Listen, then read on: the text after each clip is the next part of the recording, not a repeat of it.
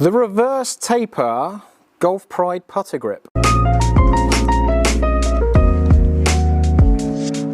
Now, I didn't actually quite appreciate how different these putter grips are from each other, but we've got the reverse taper round in large and medium, reverse taper pistol in medium and small, very, very different shape, very, very different profile, and then I've got one of the flat ones, so I do need a bit of a restock on sizes, but this is the flat one. The idea behind these grips, that instead of going from bigger to smaller, they've done it the other way round, so we've got a bigger bottom section, and what I feel like that does for the putting stroke, it feels like I'm really trying to help that pendulum in the putting stroke. I'm trying to rock my shoulders back and through, and I feel like that size just encourages that motion instead of being in here and maybe manipulating the bottom of it a bit more. I just feel like it's a little bit easier to get into that shape and maybe make some better habits in the putting stroke. So I feel like it does influence how you release the putter, how you pendulum the putting stroke. But with the round one, we've got quite a flat front on here. It's not very square around the edges, so you get your thumbs on the top there and your hands wrap around quite well. But we've got that outward movement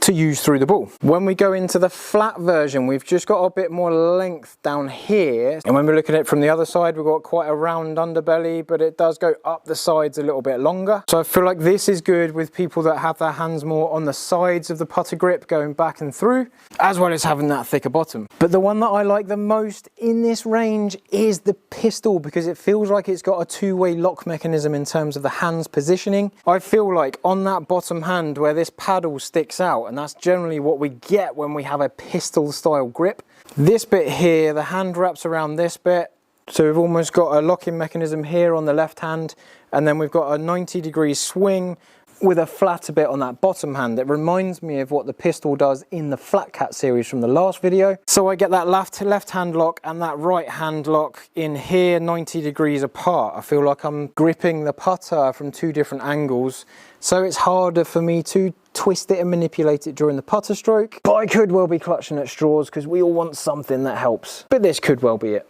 And then a little view from the bottom. Some of these have white ends and some of them have red ends.